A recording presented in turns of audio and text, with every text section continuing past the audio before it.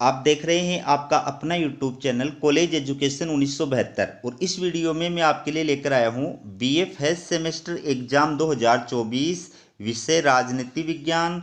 Topic का नाम है राजनीतिक दल और दबाव समूह है। तो इस टॉपिक के ऑब्जेक्टिव टाइप क्वेश्चन, पहला क्वेश्चन है लोकतंत्र का प्राण कहा जाता है। लोकतंत्र का प्राण राजनीतिक दल को कहा जाता है। शासन का चतुर्थ अंग किसे कहा जाता है? शासन का चतुर्थ अंग किसको कहा जाता है? तो इसका उत्तर होगा राजनीतिक दल। ठीक है।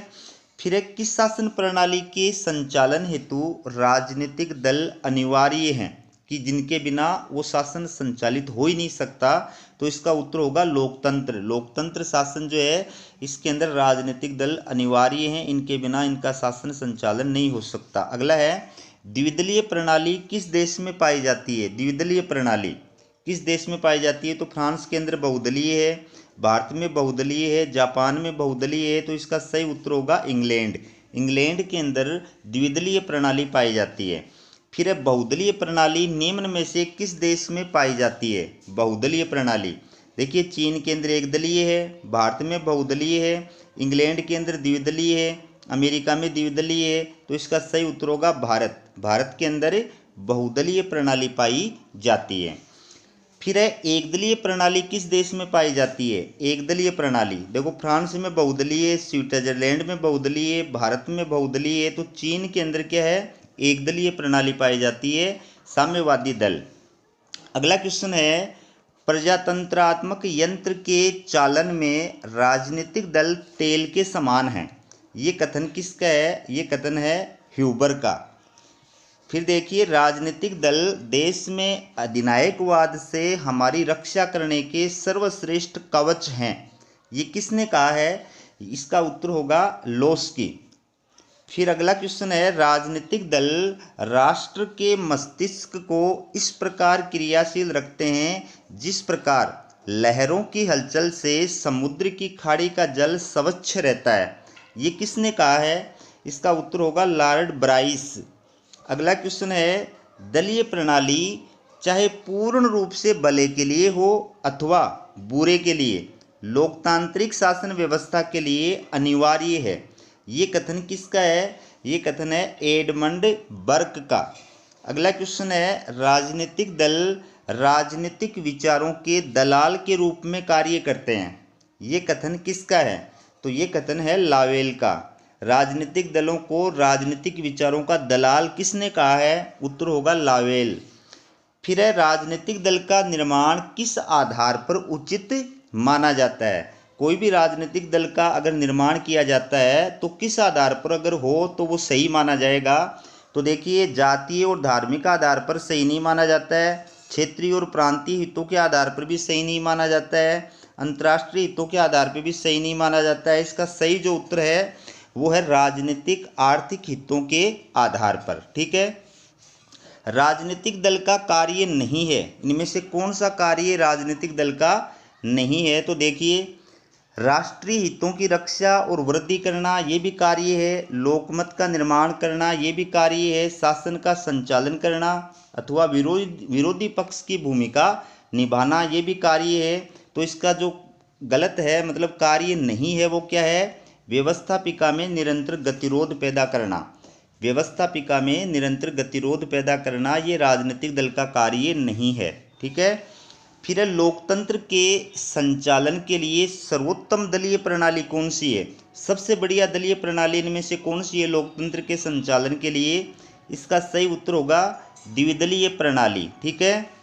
अगला क्वेश्चन है निम्नलिखित में से राजनीतिक दल का उद्देश्य नहीं है। इसमें से कौन सा उद्देश्य राजनीतिक दल का नहीं है?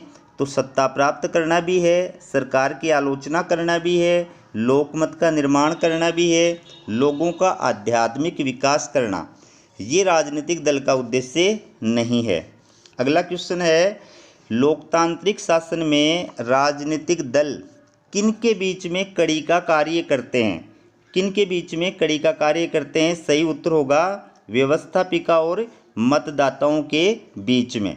अगला क्वेश्चन है निम्नलिखित में से या निम्नांकित में से किसने भारत में दल रहित लोकतंत्र का समर्थन किया है? दल रहित मतलब बिना पार्टियों के लोकतंत्र होना चाहिए, इसका समर्थन करने वाले हैं जयप्रकाश नारायण, इनको शॉर्ट में बोलते हैं जेपी। ठीक है।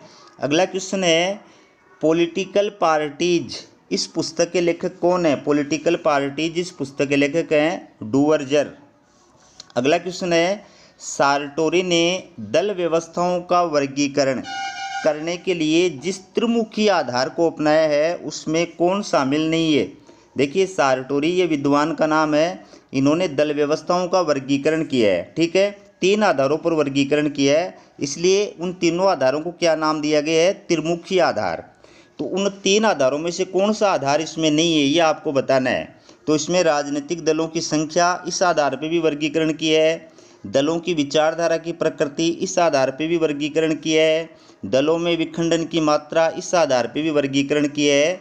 तो इसके अंदर चौथा जो ये पहला तत्व जो है ना कठोर दलीय अनुशासन, ये शामिल नहीं है। इस आधार पर सार्टोरी ने दलीय व्यवस्था का वर्गीकरण नहीं किया है।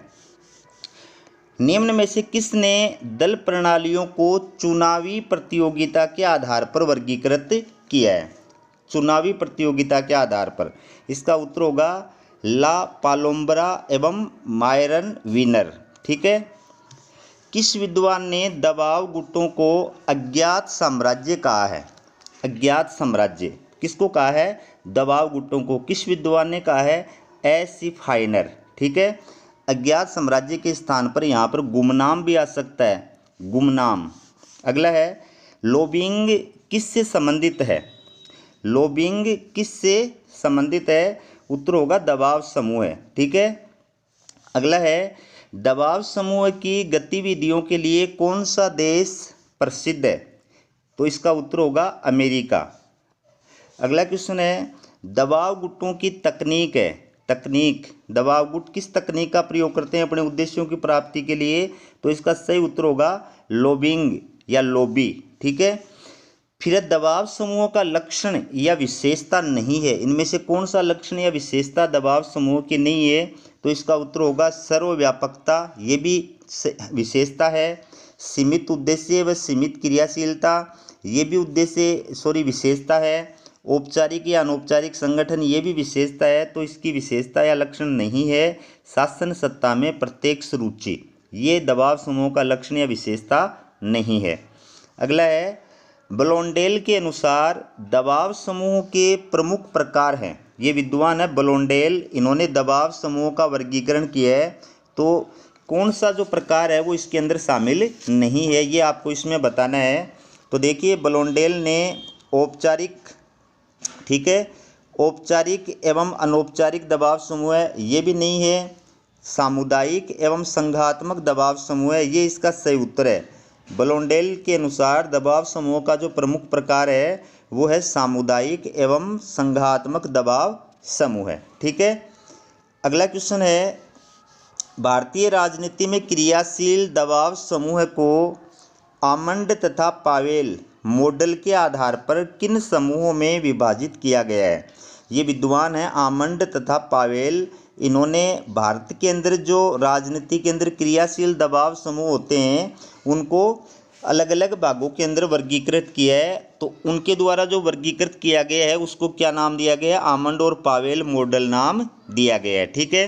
तो इसमें से कौन सा जो प्रकार है वो नहीं है, इसका उत्तर होगा कौन सा शामिल है? इसका उत्तर होगा उपयुक्त सभी।